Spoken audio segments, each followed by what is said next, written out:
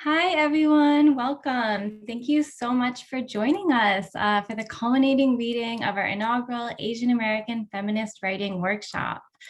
My name is Kyle Lushawu, and I am Kundiman's Programs and Communications Director.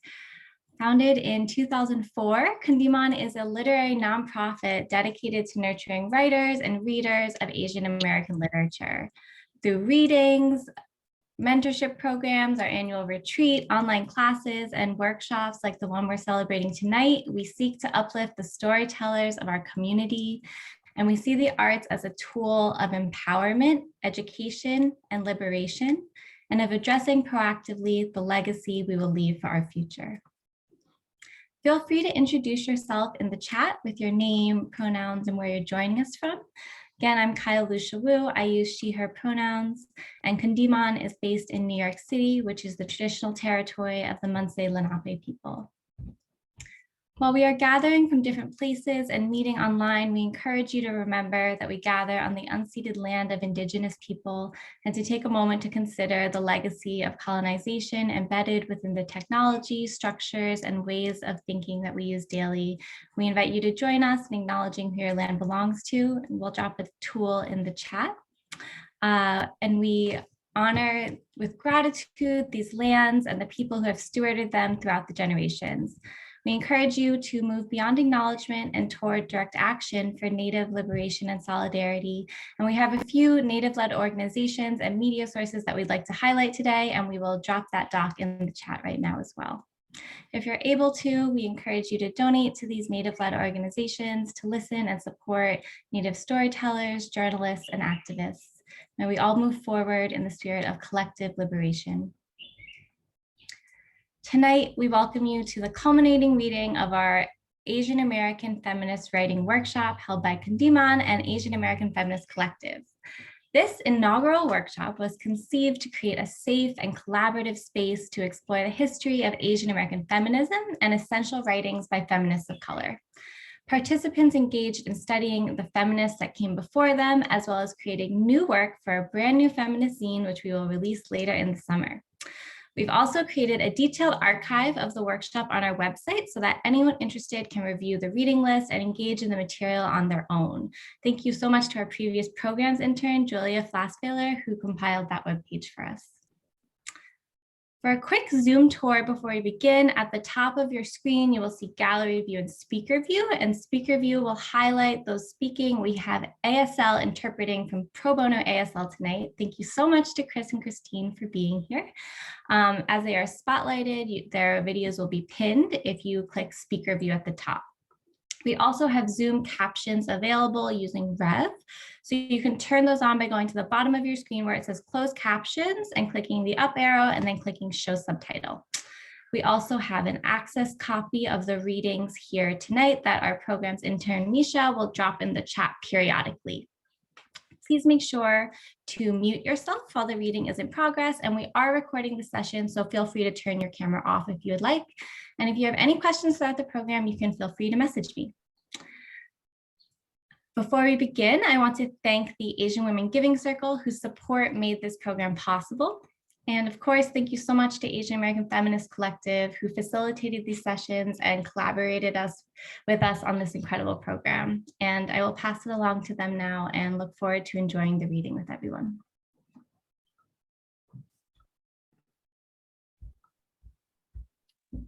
Hi, everyone. My name is Tiffany. I'm one of the co-leaders of AAFC. And I'm honored to be present for this moment as we wrap up this feminist writing workshop with Kundiman and all of the incredible writers from this cohort of talented, kind, caring, and fiercely feminist writers. To help us open up this space, I'll be reading an adapted version of A Letter to an Imaginary Future, which I wrote at the start of this workshop. The original version can be found on our website along with the rest of the Real Imagined storytelling collection, which I edited and published this February. I'm lucky to have been able to survive this pandemic. I think that if I've learned anything as an American citizen, it's that tomorrow isn't a promise. Something true no matter where you're located, especially for Black, Indigenous, queer and trans folks, women and those living with disabilities and chronic illnesses. But when there's widespread negligence and miscommunication in a society where commercial gain is more important than taking care of one another, you're really faced with that reality. Given this broken reality that we seem to have widely accepted as the norm or neutral, we as humans are faced with innumerable choices on how we engage with it. Can we imagine a future reality where tomorrow is a promise for all of us? A world where we can be viewed, where we aren't viewed as disposable? Can we all promise to take care of one another? If tomorrow isn't promised, I want to uphold all the promises I've made to you, the ones I've quietly made to myself. I want to hold my loved ones closer, even if from a physical distance, but with my words, my actions, planned and unplanned text messages and Zoom check-ins. I want to adopt a mindset of abundance. I want every step I take to be dignified, compassionate, and impactful. In making these small, everyday decisions, I realize that I'm not anchored to reality. I still dream of an imaginary future, the one that you all exist in. One where perhaps some of the things that I said, did, wrote, shared, and passed down have made some sort of change. One where all the things that we did to collectively imagine and construct a better future made a difference. I hold this imaginary future in my heart. So much of feminist activism relies not only on our shared traumas, but also our collective imagination and creativity. We have to be able to envision a world where our efforts paid off. We must dream up a feminist world, and then we have to construct it. I hope something that you hear or read tonight might help you figure out a way to help make this utopia reality. And with that, I want to thank you all for being here right now with us. And without further ado, I'd like to pass it to Saloni, who will be introducing her small group. Hi, everyone. My name is Saloni Bauman. And tonight I'm one of the co-leaders of AAFC as well. And I have the pleasure tonight of introducing you all to a group of really incredible writers that I've had the true honor of spending many a Tuesday evening with in this past few weeks. As a group, they've taught me a great deal about the unexpected pleasures of showing up for each other, even when it feels hard, the importance of holding space and the possibilities of togetherness, and what it opens up for both our writing and our hearts. In lieu of formal introductions for each of them, I wanted to say a few brief words of gratitude about what they've brought into my life. So first to read will be Chingy, whose presence and wisdom really grounded our meetings and whose willingness to share had us laughing, reflecting, and thinking about everything from our families to road trips and those we love through challenges. Next, Promethi, whose work was always joyful to hear about and who consciously makes space with her words for what is sacred and tender about love and joy and memory as we feel them. Though it's not here, I'm still thinking about the lionesses with manes, and I hope I get to read about them one day. Next will be Erme, whose consistency, care, and support rooted us all in the space with one another and taught me personally about the value of asking for what you need and the value of spending time learning about each of the people you share community with. After will be Linda, who shared her ancestors and their stories with us generously and expansively. I am so grateful for her trusting us to hold the fraught history alongside tender memories. And finally, Matt, who made us all laugh every week as well, all the while sharing the challenges and joys of their life, the coming of spring to Alaska, stories of coworkers saturated with their own vulnerability and introspection, and of course, plenty of photos of Fig. So without further ado, Jimmy Chen.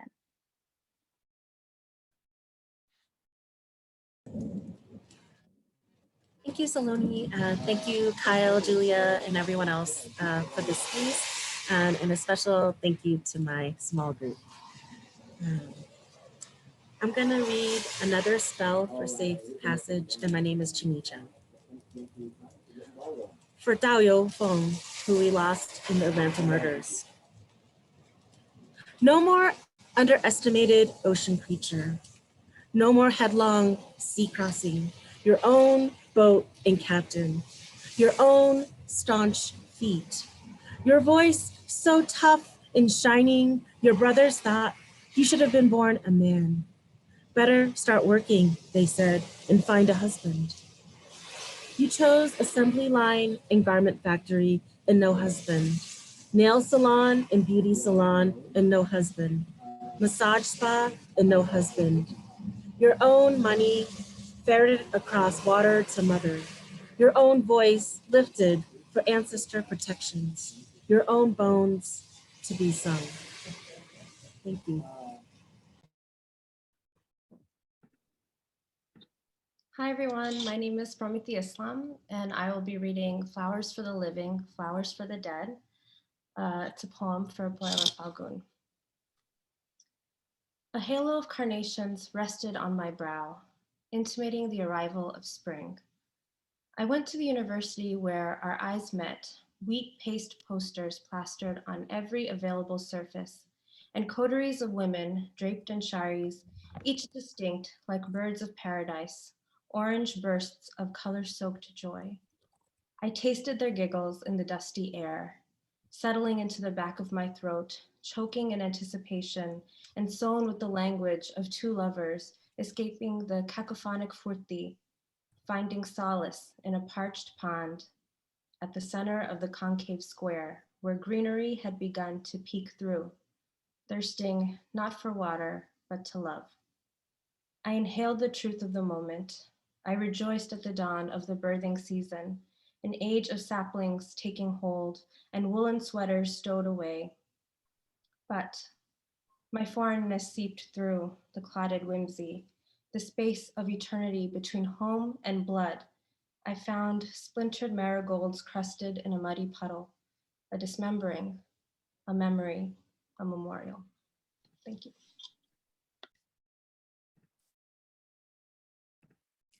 Hi, I'm Urmi Mala, a radical nurse and doula.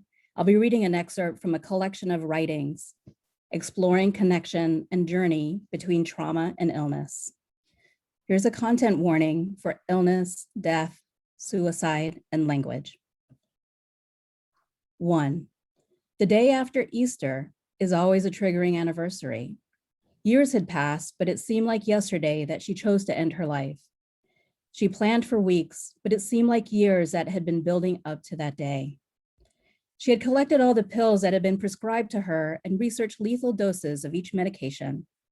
She figured that compiling those doses of various pills would do the job. There were loose ends to close, and she took her time doing that, writing in a notebook, showering, putting on a spring dress. She remembers putting all of the pills into a bowl and starting to take them one by one. Halfway through the bowl, she didn't think she could swallow anymore. Why didn't I crush them and put them in a smoothie? She would later ask herself. After finishing all she could, she lay down on her bed, knowing the sleeping pills would do their job first. She had lived a good life, but was exhausted and done. The one thing that she didn't plan for was waking up the next morning. Death would always be an option for her, and maybe that's why it seemed to be what drew her in and followed her throughout her life. 2, the port. She absentmindedly reaches to that place in her chest where it still aches. For 5 years, the same spot housed a device that was prodded and poked every 3 weeks to deliver the poison. Poison that was needed so that she could live while it was tasked with killing. For 5 years, she lived in the unknown. Her past was behind her, but also ever so present. Pain became a constant struggle, but was strangely also a comfort. It grounded her and reminded her that she must be alive if she could feel it. To let it go meant that she was dead. Death was always just a few steps away. 3, CT scans. You put on stretchy clothes, nothing with metal, so you don't have to undress into the gowns that expose you and make you cold. You wait for your name to be called, and then you recite your full name and birthday. Those are your identifiers. You are familiar with the long hallways and the just right chair to sit in to watch HGTV. They call you back to put an IV in, hoping you get Joe, who is an expert with the needles. And then you wait again until they call you into the room with the donut. Again, full name and birthday. Put your things here, lay on the bed there, put your arms above your head, and pretend it is comfortable. Is there any chance you can be pregnant? They ask before leaving to watch from behind the glass. No, but what you want to say is, why the fuck are you asking me that? You can see what they did to me and there's no fucking way I can be pregnant.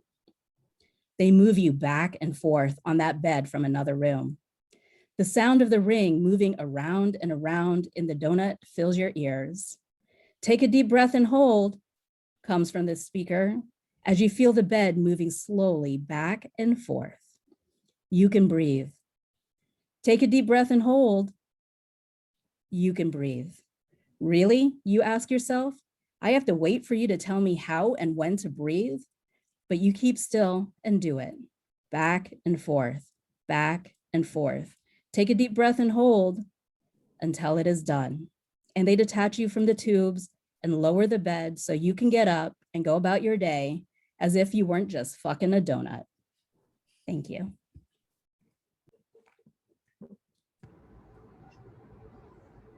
Thank you, everyone. I'm Linda Sheeher. I'm a civil rights lawyer and organizer for the Japanese American community with Subaru for Solidarity and the New York Day of Remembrance Committee. And this is a piece for my grandmother, Mai Ishimoto. I knew you first as a healer. Your hands held mystical powers. They could draw out the pain from my mother's swollen ankles and pull the red from my sister's flushed cheeks. When you were around, I feigned headaches and sore shoulders just to feel the crushed silk of your palms pressed against my neck. These were the moments when you looked at me and not away. I craved the wholeness of your gaze. The first time we traveled together, I became sick and spent the day locked in a hotel room, so delirious with a fever that my skin ached. You stayed behind with me and pressed your cool hands onto my hot skin and shared stories about a past life in a murmur so low that your words merged together into a steady hum. You are my first memory of care. And still I always feared you. You came with warnings, slipped to me behind your back in sharp whispers. Every trip to you began with a story about when someone got too close, punctuated with a pact of silence. Please don't ever speak about camp. The slightest reminder of camp, a bowl of watery soup, or the sound of wind whistling through windows would send you into a body-quaking fit of tears, followed by days of impenetrable silence. Camp was where you spent your 22nd birthday, and then your 23rd and your 24th.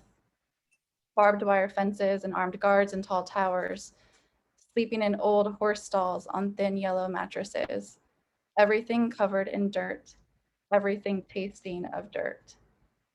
Camp was where you lost your mother. Camp was where you became a wife. Camp was where your life ended, and camp was where your life began. Camp held something unspeakable. And so because we loved you, we didn't speak about camp. But camp had a way of creeping into our lives, in the way your lips curled into angry bows every time you spoke of grandpa, in the way you refused to speak our language or to eat our food. Camp clung to our clothes and stuck to our teeth and quietly shape-shifted into shame so thick that it clutched our throats. Silence about our grief transformed into silence about our joy. I knew just as little about what caused you pain as what brought you pleasure. I was 19 when I finally gathered the courage to ask you about camp. You recounted the facts as though reporting the weather, polite, but ready to move on, ready to move away. I asked you what it made you feel. Weren't you angry? Are you still angry? Your answer was simple, shikata ga nai. It can't be helped. What happened was terrible, but there is nothing we can do but move on. There is no point in talking about it. You left this world a few months later. I found out during my break in the attic of the salon where I worked as a shampoo girl, digging my fingers into the heads of strangers and patting their ears dry after washing them clean. I sat on the matted brown carpet, crouched over my purse, listening to my mother's voice through my cell phone while the room swirled around me. I considered telling everyone what happened, that I was grieving, that my family was grieving, that I needed to go home. I tried to find the words and I realized I had none. I had no language to share loss. I had no words to describe pain. Instead, I dropped my phone into the pocket of my apron, walked downstairs, and kept cleaning. Thank you very much.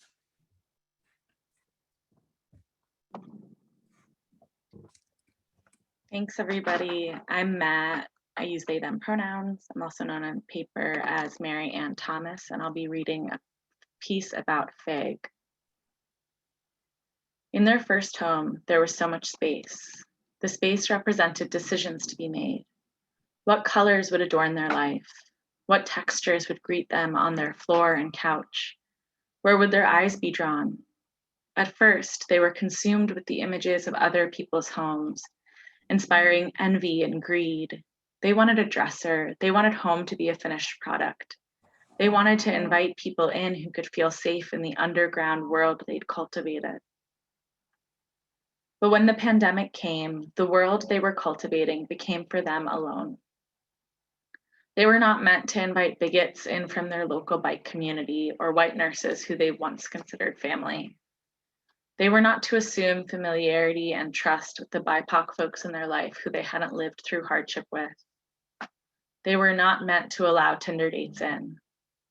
They would not fuck people they did not trust in their home. With only themselves as witness, their home begged for slowness. It asked that they not force it into something it didn't want to be. Their home asked only that they browse, touch, feel what was alive. Their home asked to be filled with color, decadence, heat.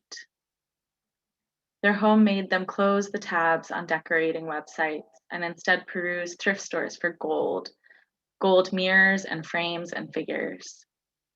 Their home asked them to bring earth inside. One day they spotted a fig tree. A fig tree in Alaska, why not, they said. The fig tree quickly rooted and grew. They were made fun of by Zoom Tinder dates who thought it strange to bring a Mediterranean plant into the freezing rainforest of the north. But these dates were not who they had been charged to tend, so they abandoned the apps and tended fig. As fig's roots grew, they remembered picking fruit from the trees of California's coastal cities and saying to their boyfriend at the time, I never want to stop traveling, but I'll know I'm home when I plant a fruit tree. Since then, they've been surrounded by plants, clarifying air and turning toward the sun, sprouting new leaves in winter, contrary to what the internet says is possible, rooting new threads. These plants talk to them and teach them by curling their leaves and drying their soil, by flowering, by drooping and decaying. These plants are sometimes forgiving, surviving their erratic sleep schedule and long trips away. They're taking their time, tending, not trying to fill the empty space, but allowing their leaves to unfurl slowly.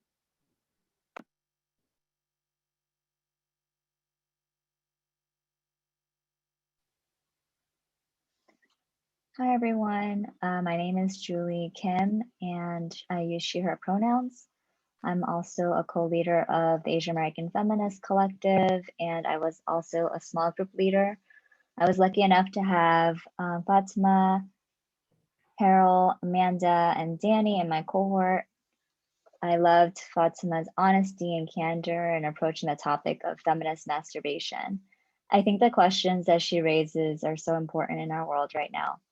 To tend to and care for our bodies, including the process of masturbation, are important considerations. Danny's poems are both heartbreaking and humorous. How they do it at the same time is the magic. They bring up the longing for acceptance and resilience, even from before our times. With Amanda, she makes us ponder about the havoc of colonization, while also paying homage to the strength of ancestors and doing the work of remembering where we come from, even when it's hard. Harold's lyrical pleats plays with reality, dreams, and family in a way that brings peace and healing. Her use of language brought our entire group to bond over our own interpretation of the piece. Thank you for going through the program with me and giving it your all. Grateful to have crossed paths with you and excited to read your future work. My short excerpt is from a free write. I don't want to talk about coming out.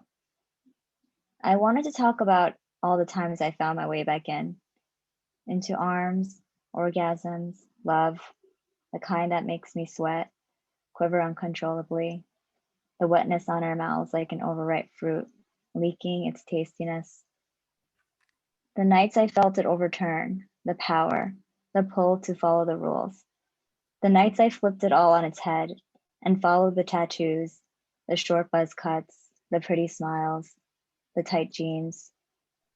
I want to talk about the times I smiled into the neck of a stranger. I want to talk about how I understood desire finally.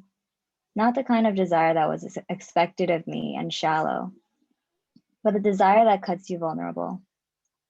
I want to talk about the satisfaction of that first vodka Sprite to the end of the night subway ride home with your best friends. I want to talk about how I learned strength and bravery from you, that I learned love didn't have to be just the rite of passage, universal experience that everyone talked about, read about, watched about, but a real radical act that you choose. An army of lovers cannot lose. Act up. Hi everyone, I'm Fatima Haq and I'll be reading an excerpt from my piece, Masturbation, Pleasure, and Feminist Politics. I feel horny and want to get off. Do I have time, space, and privacy to masturbate? If I have children, will they interrupt me? If I'm partnered, can I communicate to my partners that I need alone time? If I live in a joint family or share space with a sibling or an elder, are there safe and private spaces? These considerations may seem obvious. Doesn't everyone need time, space, and privacy to masturbate? Yes, but how time and attention are allocated is gendered, and women typically carry a heavier load of responsibilities. We serve as primary caretakers to the point where children will turn to us, the sisters, mothers, grandmothers, and aunties, even if their brothers, fathers, grandfathers, and uncles are in the same room. A reality of living in a world that reinforces the gender binary at every turn. We're further socialized to not take time for ourselves, so requesting alone time can activate feelings of selfishness and anxiety, like we are not doing enough or doing something wrong by desiring such time. We might experience an impending sense of doom, and the act of communicating our needs can be more effort than the rewards of meeting them. Conceding to others' demands for our time, for our labor, can be the path of least resistance. Therefore, simply finding space and time to masturbate can be tedious. These negotiations and acts of resistance make masturbation a complex site of feminist praxis. Say I manage to navigate the anxiety and communication hurdles and secure or create space. Then how do I get off? What's the source material of my fantasy? Am I creating my own, which takes more time? Am I relying on pornography? If I am, how do I feel about what's available? Popular porn, particularly free porn, is full of sexism, misogyny, and subtle and overt rape culture. It's ableist, racist, and fatphobic. Finding erotic material that doesn't make us feel complicit in our own oppression and activate feelings of self-betrayal that frustrate, disgust, or shut us down can feel futile. Say I manage to find pornography that doesn't set off all the alarms in my head and is stimulating. How long can I stay engaged with the fantasy? Does my focus shatter because I'm thinking about the size, shape, race, or gender of the actors on screen? If the actors are BIPOC, how are they being treated in the scene? Are they being exoticized, dehumanized, maltreated, or disrespected? Are they fat? Are they skinny? Who are they having sex with, and how are their partners being gendered, racialized, objectified, or otherwise portrayed? Most women require at least 12 minutes of uninterrupted mental and physical stimulation in order to orgasm. And when we use content outside our own imaginations and memories to feed into the steam engine of our desire, and that content clashes with our feminist values, we can be drawn out of the moment and out of pleasure.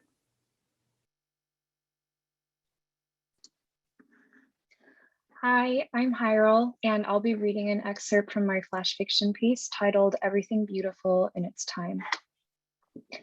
There is a time for everything and a season for every activity under the heavens. Because of all the traffic that day, we had no choice but to drive straight into the flood. The sea traveled leisurely, slowly engulfing the assembly line of battered cars. Water pooled around my toes. "This is the wrong way," I said. "I'm just following the GPS," he replied.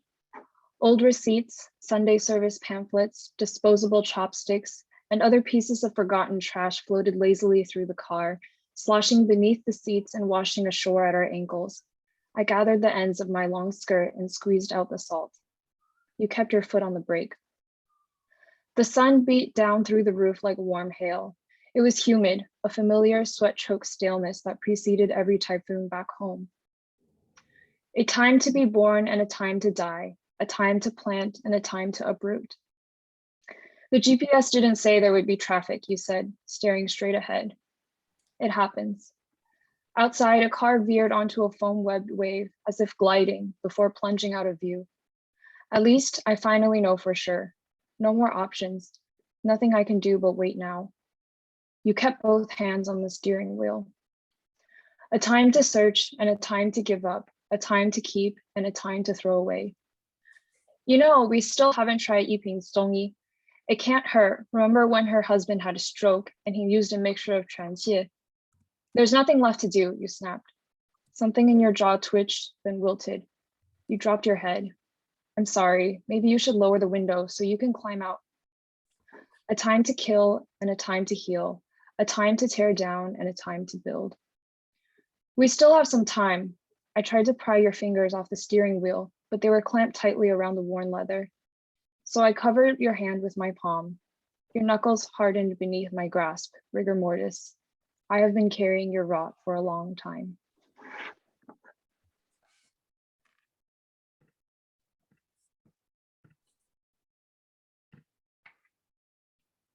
Hi, I'm Amanda. I'll be reading an excerpt from my short story, Preserves. Her last parent is dead. She was notified by a farmhand who didn't see the owner by noon. She'd barely stayed in touch when she moved out of her little farm town. She got on the freeway and found a new community entirely of her own design. In her new life, there are no more unpaved roads, Miller Lite parties in someone's renovated trailer, and no more expectations to make babies for a man.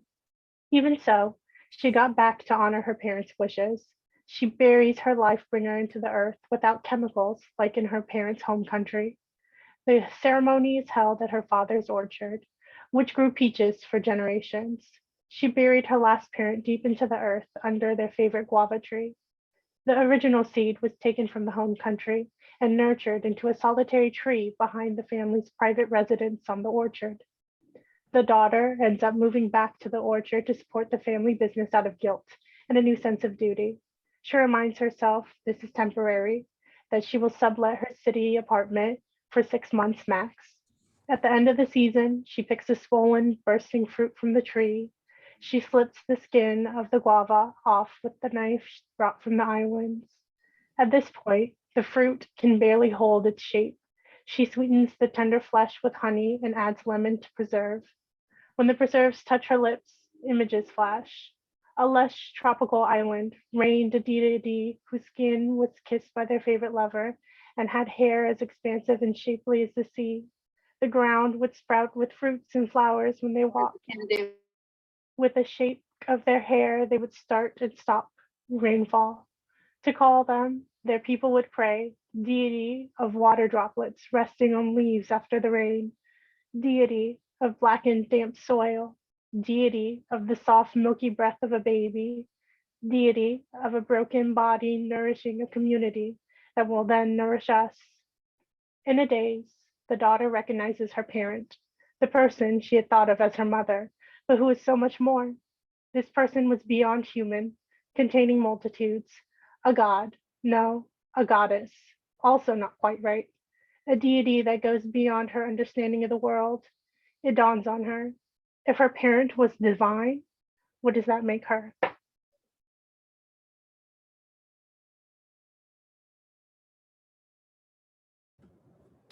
Wow. Thanks so much, folks, for this space. My name is Danny Ryu. I'm going to be reading a poem of mine called We Have Names. I wish I had a story of a girl like me found in an attic maybe, or an archive, or with me in a rocking chair, legs crossed and small, lending my 2 ears and 1 spirit to an elder.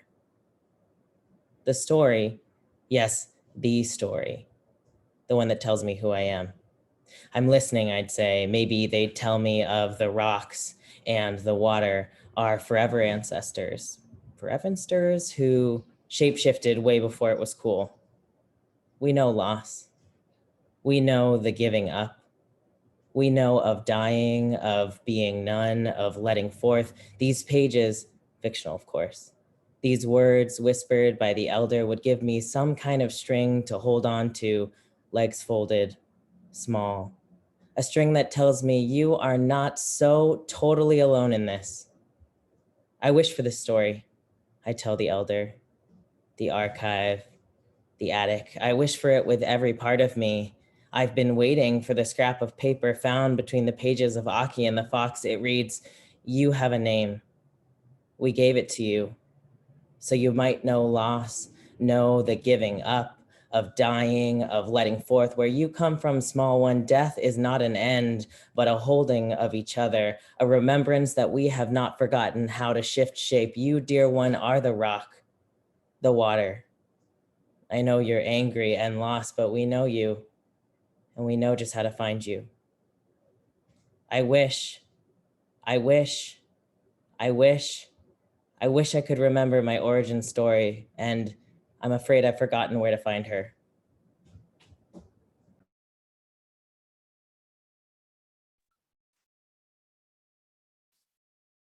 My gosh, all of these are so brilliant. And I'm feeling so full to be here with you all. I'm Rachel Kuo, and I'm really excited to introduce my small group. Joy, Anne, Victoria, Goen, and Jazz. It's been one of the greatest joys in this process to really be able to read these different pieces. This writing and this group has left me feeling so nourished in a really difficult year. And together these pieces offered our reflections and speculations on inheritances, ruminations on everyday monstrosities, and yearnings for revolutionary love, intimacy, and relationships. Through playing with different creative forms, from narratives, essays, letters, journal entries, and job ads, these pieces offer up a radical anti-imperial and anti-capitalist feminist politics. And these pieces so much have made me laugh, feel grief and unspeakable anger, and also feel inspired and energized. This past spring, I think finding time to write and to just imagine otherwise has been so difficult. And so I'm grateful and appreciative for this group and our loving support of not only each other's writing, but also each other's well-being. And so for practicing generosity and kindness with one another. I want to thank you all for the gift of your time, your writing, and for the community. And so I will pass it to Joy first. Thank you so much, everyone, for being here. My name is Joy, and I'll be reading a few snippets from my pandemic diary. It's in the form of a zine and is meant to be a visual experience as well. So let me just quickly share my screen. Hopefully everyone can see it. So 1, can I tell you something silly? I asked Melissa, even though I know she will tell me that nothing is silly because she is my therapist and her job is to validate my feelings. I carry a screwdriver around in my jacket pocket. It's stubby and it has a yellow handle. And sometimes when it has fallen out of my pocket when I'm pulling out my fur-lined gloves, I always mock surprise to my friends. Like, what is the screwdriver doing in my pocket? Sometimes they laugh and say, "Oh, Brenda the Builder." The joke is less funny after the screwdriver falls out of my pocket a few times. 2, I try to anchor myself to words the way I imagine a meditation coach tells you to anchor the way a meditation coach tells you to anchor yourself to the breath, the way a woman anchors herself to a wall in a dark place. I offer emotions like anxiety, fear, and insecurity, but those are hard sensations to anchor oneself to. In fact, the only stable thing about these emotions are their instability. I imagine Earth spinning on the tip of a toothpick, except my mind is the world and the toothpick is sanity. I am not surprised then that I am hyper-conscious of all action. I write exhaustively about writing, about the act of it, the mechanisms of it, about how I always write about writing. When I run, I am consumed with thoughts about my legs on the ground, about that split millisecond where both of my feet do not touch the ground, about how I wish my brain could rest and let my body do the work. When I play the piano, I am thinking about how the sustained pedal makes a soft chomping noise, eating and muffling these notes, about how this one note is flat and how my right ring finger is not delicate enough with this melody. With all these thoughts offering commentary on everything I do, it often feels like my life will collapse in and of itself from over-reflection. If not now, then sooner than later. I feel things very deeply, so deeply that I wonder if it is a sin to coexist with other humans. It is constantly loud. Now, 3. If, for some reason, the coronavirus destroys life as we know it, and I never get to tell you this in person or over text because by then the carriers will have become defunct, or so I fantasize, the password to my Netflix account is your name and then mine, as well as the last 4 digits of my mother's social security number, minus the year of our daughter's birth. Never mind that she doesn't exist yet. Thank you.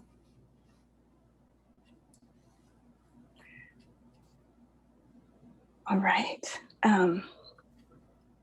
So I'm Anne Conglin, and I'll be reading an excerpt from my novel, tentatively titled Incorporated. This excerpt is a fictional job ad that my characters apply to. The Los Angeles Corporate Library, a subsidiary of the company trademarked, seeks to fill multiple positions of the rank of assistant librarian. The 5 new assistant librarians and diversity fellows, ALDFs, will report to appropriate department heads and the Chief Officer for Diversity, Inclusion, and Belonging at LACL. The ALDFs will work closely with departments across the library. Job duties and expectations will vary depending on department and position. In addition, the ALDFs will also serve as part of the Diversity Committee with other ALDFs and lead LACL's diversity and inclusion initiatives.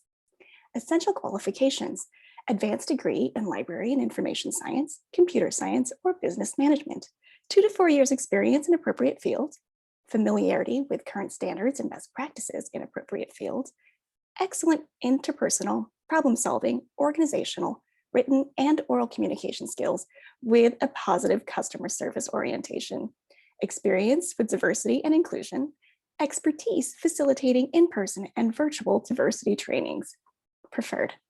PhD, experience managing teams, knowledge of Sparkle, XML, R, Ruby, Git, Perl, Python, JavaScript, and ability to learn new proprietary programming languages and platforms quickly and independently. Expertise in content management systems and digital asset management, customer service expertise. At the company, we care about our employees like their family. At any of the company's workplaces, you can expect benefits such as an attractive and competitive compensation package, including salary and stock options, full retirement benefits with no expected employee contribution, excellent housing with the world's most advanced facial recognition entry systems, world-class healthcare, including access to our exclusive award-winning in-house concierge medical app service and a free state-of-the-art fitness tracker, unlimited sick time, access to mental health platforms, free memberships to the company's exclusive fitness facilities, wellness centers, and spa services, generous family leave policy with family growth incentives, opportunities for personal and professional growth, and much, much more. To receive full consideration, applicants must submit the following: a cover letter detailing your interest and relevant background, curriculum vitae, 20-page writing sample, 5-page diversity statement, a digital portfolio of diversity work, prospective 5-year diversity strategic plan for the Los Angeles Corporate Library, and a 3-minute video introduction describing your background and experience in diversity work. Applications must be submitted through our proprietary HR system and must include all required materials for full consideration. Review of applications will begin immediately and will continue until the position is filled. The company is proud to be an equal opportunity workplace. We are committed to recruiting and retaining a diverse workforce, and we especially encourage those who identify as a minority to apply. Apply now.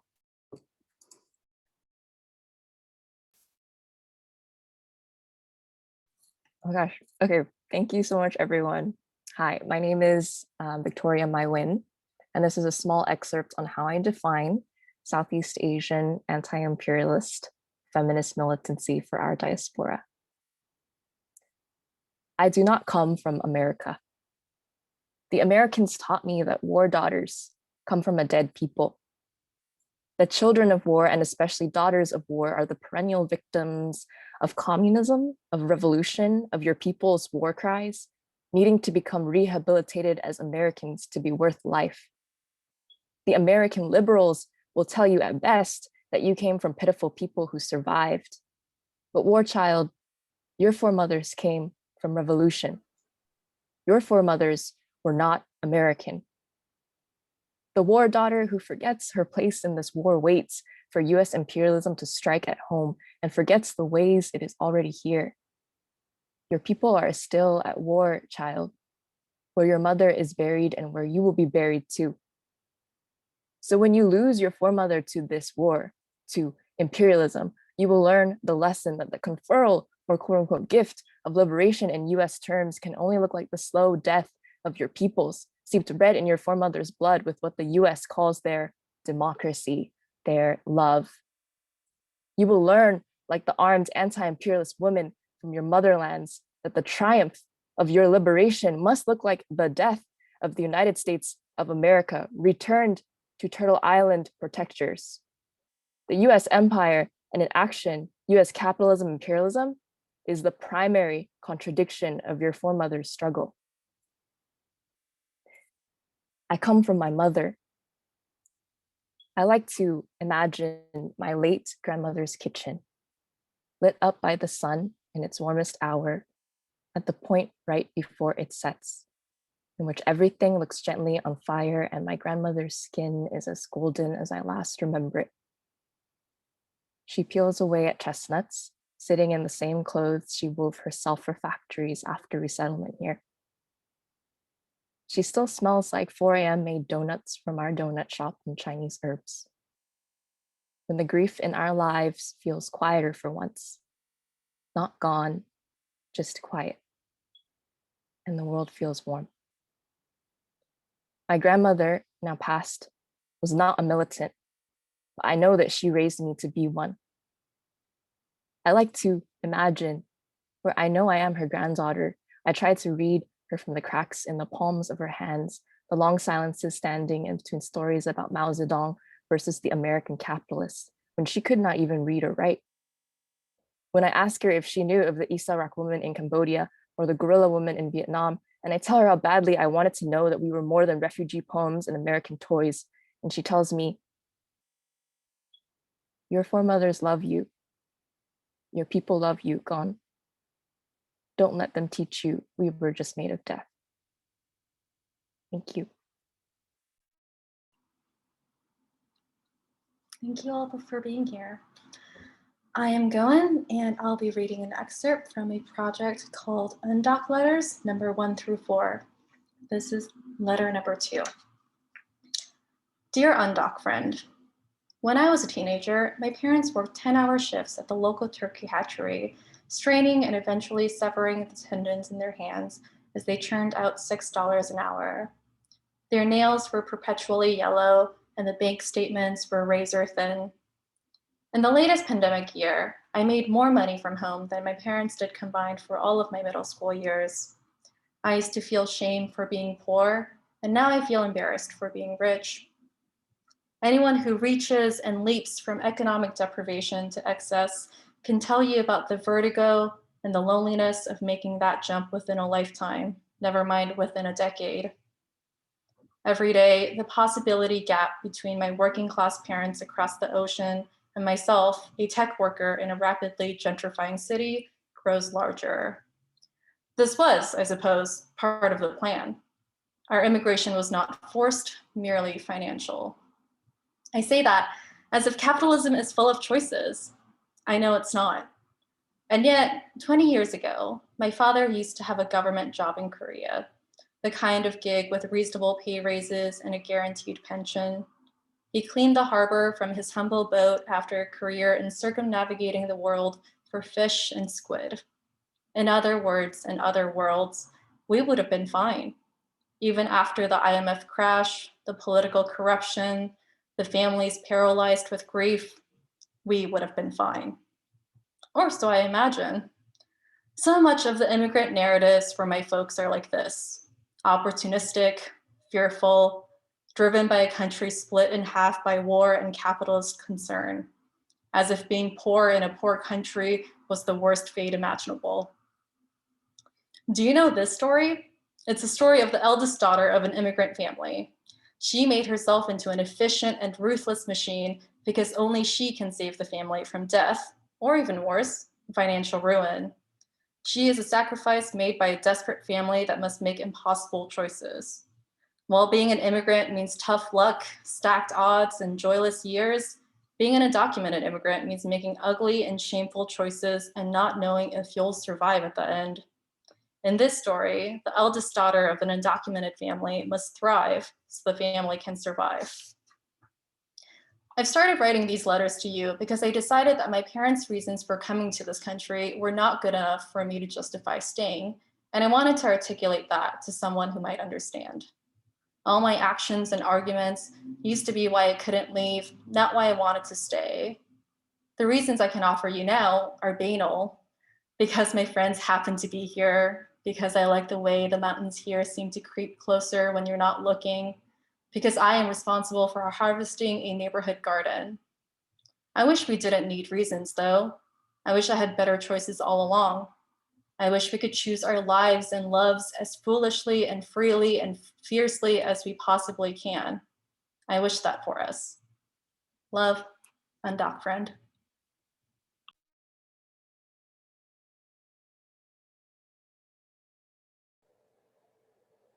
Hi, my name is Jazz Perry. I'll be reading from my piece about monstrosity, inherited trauma, and survival. 4. As a child, my mother spent some years living on a rice paddy before moving to the suburbs of Tokyo. The villagers, in their attempts to keep the kids safe, told cautionary tales, tragic, unsettling, loving.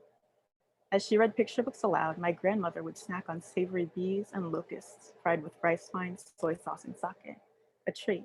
A gift from extended family packed in the same box as the fuzzy white peaches, the fresh ears of corn. It was terrifying and magnificent, the way the crisp insect legs made a dry rustling sound when the bag shook. 5.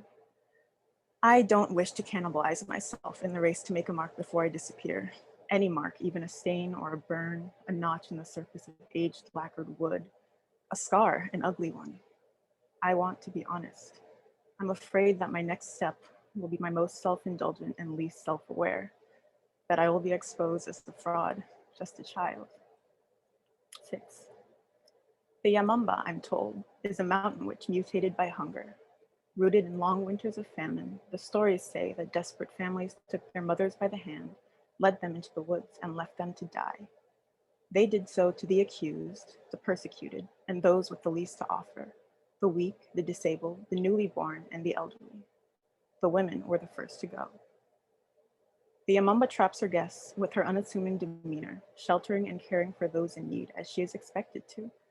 Then, when the sun sets, she takes her true form.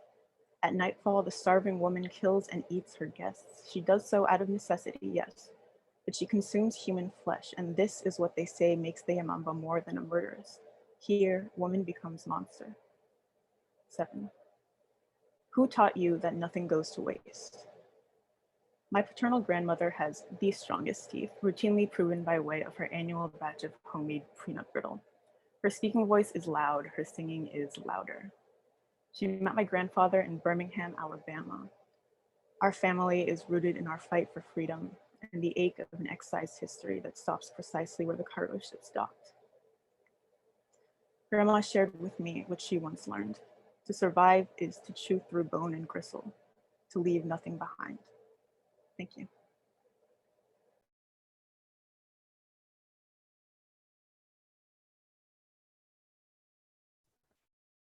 Hi, everybody. My name is Senti Sojwal, and I am a co-leader of the Asian American Feminist Collective. I want to thank you so much for spending your evening with us and coming together to celebrate the work of these incredible writers we've had the privilege of spending our time with over the course of the spring. I also want to say thank you so much to Kundiman, especially Kyle and Julia, for being such wonderful partners in this program and in the greater work of liberation for our communities. I'm so honored to introduce the small group I was so lucky to work with: Ashna, Ashvarya, Alyssa, Shivani, and Sam. These brilliant, warm, deeply creative artists created a truly generative space of care and intention these past few months as we shared the vulnerable and intimate experience of workshopping. I'm in awe of their generous spirits and thoughtful, loving encouragement of one another. Through poetry, narrative fiction, personal essays, and comics, they have intimately explored themes of colonization, empire, home, family, sex, desire, gender, love, and memory in many forms. I'm so grateful for the time we spent together, and I'm so excited that you get to witness the beauty and revelation of their words, as I have been lucky to do so this year. And with that, I'm going to pass it off to Ashna. Thank you so much, Senti. And thank you, Asian American Feminist Collective and Kundiman. I'm Ashna Ali. I'm a poet, researcher, and educator, and I'll be reading my poem titled "My Brother Tells Me Why I Love Q-Tips." My brother tells me why I love Q-tips. I am no tag-along kid anymore, but when my brother pokes his head in the door, he still sees an ostrich at the bathroom mirror, digging blank-eyed in its ears as if for gold. I am full grown when he tells me. Once, as a child, my ears filled so thick with wax, it took more than one man to pin me like a moth to uncork them. They were there to help, but all my brother heard was a trapped thing, thrashing. I remember none of this. I just stand on long legs every morning and clean until my ears are caves of dry bone. Thank you.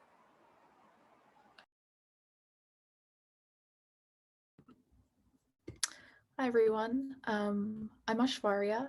I'll be reading an excerpt from my poem, Rain, Pollen, Fossil Record. I'm just going to get that screen shared so folks can see it. Rain, Pollen, Fossil Record. To understand my father, I needed to understand how he sells his labor. Where does rain come from? Other than the sky, where does my rain come from?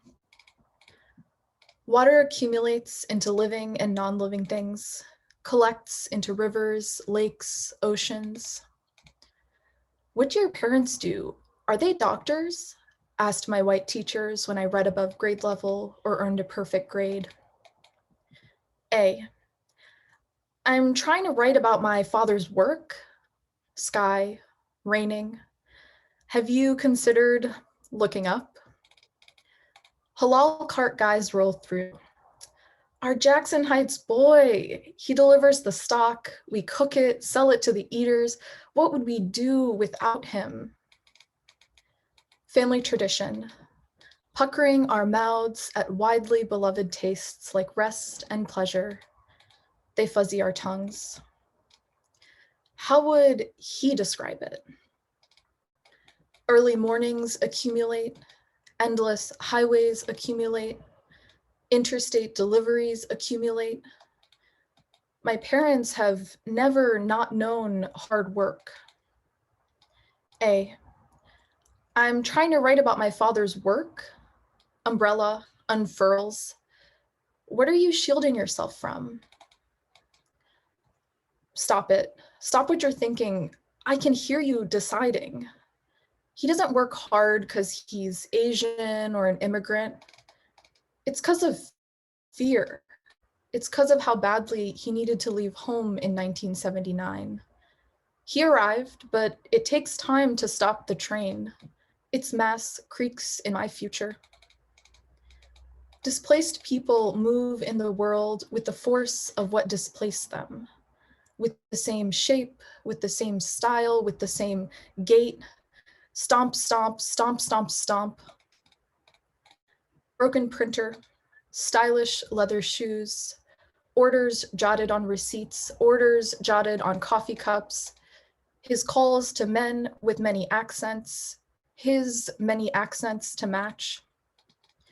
I catch my father in snippets. I parcel my knowing into fragments to avoid being the angry person that is behind the curtain of all these poems. Think again. He doesn't work hard because he's Asian or an immigrant. It's because of fear. He sees how nothing accumulates here. Displacement makes markets. If home is always elsewhere, it can be parceled, shelved, sold. Go on, you well-dressed beauties. I'll await you in the evening. I tell my fears as they dress and stride out the door each day. I'm trying to write about my father's sky, my work, frowning. Have you considered looking up? Global rivers of goods. My father dips his hand into the spray. Rivers of goods turn into rains of food in homesick mouths. I refuse to accumulate your evidence. Let me write about my father's work, my fingertips wiggling. It's all in here. You just gotta let us roam free. Thanks, everyone.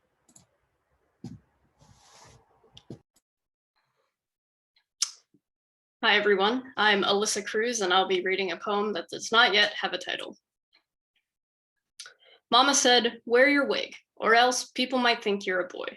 I didn't want to be a boy, but why would people think I'm a boy? Auntie said, wear your wig, or else people might think you're gay. I didn't want to be gay, but what's so wrong with being gay? When I kissed a woman for the first time, I knew it was hair that held me back. Because after just one kiss, I finally understood what Mama and Auntie and maybe everyone else feared. Kissing women makes you brave, but not just any kind of brave. Kissing women makes you the kind of brave that rips off your purple armband floaties in preschool swim class. The kind of brave that jumps to the fourth monkey bar even though you broke your arm trying to reach the third. The kind of brave that doesn't wait 3 days to text after a first date. When I kiss her, I know what I'm getting away with. Thank you. Hi, thank you for having me, Shivani Sheeher, and I'm going to be reading an excerpt from an essay that might be called Bathtub and Cry. Welcome, Shivani read the TV screens. Thank you, I said. I threw myself onto the king-sized bed for one and then immediately grabbed my phone to film a video for my friends, MTV Crib style. After chatting with them about how beautiful it was, how lucky I felt, and how these special chocolates would ensure I had both an excellent and emotional time, I put my phone aside and took it all in. I had been planning this all week and potentially for the last 4 years. I was ready. I took out my bathtub accoutrement, essential oils, bath bomb, herbs, both kinds, fancy candles. I popped a chocolate in and ordered room service with the remains of my gift card, a glass of white wine, olives, and hummus. When the buzz felt right, I ran the bath water, dropped in the bath bomb, and stripped naked to catch some selfies on the balcony in the golden hour. After showing my booty to all of Brooklyn, I lit the candles, invited Gali to join the fun, and settled into the tub. I shut off the water to finally enjoy some peace and quiet and bubbles and crying. As I sank into the aromatic warmth, I noticed the tub was making that gurgling noise it does when it's draining. No problem, I thought. Sometimes the water level is too high for the manufacturer's recommendation and the robo tub does its own thing and drains some water without me asking it to. Hashtag luxury. I'm enjoying the tub, playing with the bubbles. The water is still draining. I'm breathing in the essential oils, watching the candlelight flicker as the sun sets. still draining. Chocolates are making magic. I feel good. Why is this tub still draining? I can't relax when the tub is still draining. Where did all the bubbles go? Where did my bath bomb go? Why is the water so low? Sitting in a shallow pool of lukewarm water, I push the lever up to tell the drain not to drain, and the sound stops. I let the lever go, and the sound comes back. I push the lever, it stops. I let it go, it starts. Oh my God, this bathtub is broken.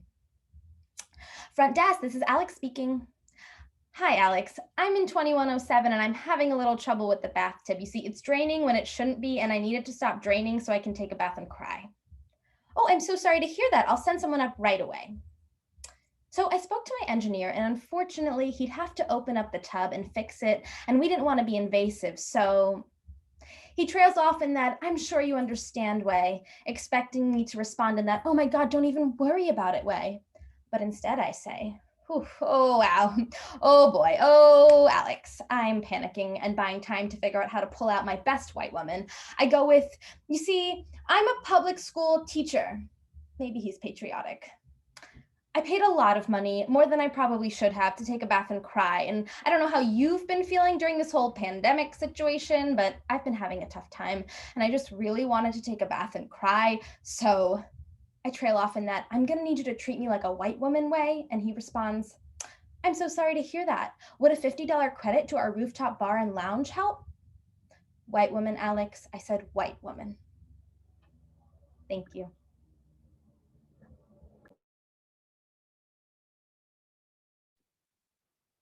Hi, I'm Sam, and I'll be sharing an excerpt from my comic, Wakashu and Lost Traditions, and I'll share my screen.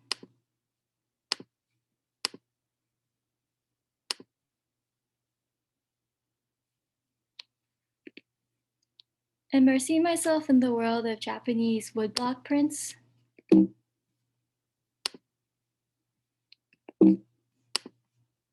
I look carefully for the wakashu, a third gender of the Edo period. Japanese youth who were neither men or women, occupying a unique space in this moment of time. The wakashu seamlessly blend into these intricate prints. Distinguishing wakashu from men and women is a challenging task. In the Edo period, both men and women took these youth as lovers. Gazing at the prints, I felt a cringe thinking of the age disparity in these couples, but also a sort of satisfaction in imagining the queer romances and sexualities that existed in these times and even before the Edo period. It is jarring to then remember that the current Japanese government and people are known for their homophobia and strict patriarchy.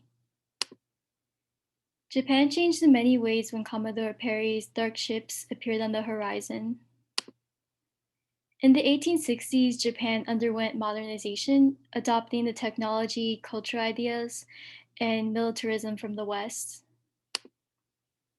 Following the West, the Japanese government made homosexuality a crime in the 1870s.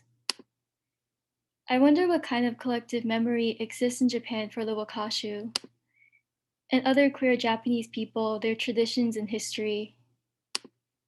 How much has been lost with the cultural, ideological, and military dominance of the Western Empire over the world? Western civilization depends on the will to power over nature, inscribing biological differences with social meaning. For a lot of people, it's hard to break free of the idea that gender is fixed, essentialist, inherent in human nature and biology, yet understandings of gender have not been uniform across space and time. I sometimes wonder if it's pointless to study the stories and lives of queer people from hundreds of years ago. There's so much grief thinking of the repression that people experienced living under the patriarchy and Western imperialism. Yet there's also joy in learning that queer people have legacies of resilience and love and care for one another. Thank you. My gosh, amazing. I'm so blown away by the art, but then also by all of the readings that came before. I feel like I've been like laughing and screaming at my screen by myself as people have been reading out loud. So I just want to thank everybody so much for writing, for sharing, and also just for holding the space. And the chat has been just also really incredible, and seeing everybody uplift one another. It's been really amazing. And so I just want to thank Kundiman for making the space and bringing us together. And one of the things to close us, as we're closing, I'm really excited to share a preview of our zine's cover made by our very own Sam. So I'm going to share my screen. Give me just a second. So this is our cover that will be for our zine that will come out this summer in July. And so as a description of the cover, it's going to have that background with the starry sky and these beautiful lush green plants and pink and red flowers. There's the figures in the foreground that include somebody in a dance pose, a rebel with the Viet Liberation Front against US imperialism, somebody who's writing letters in the middle, and then 3 figures who are holding each other and looking off into the distance with the sky.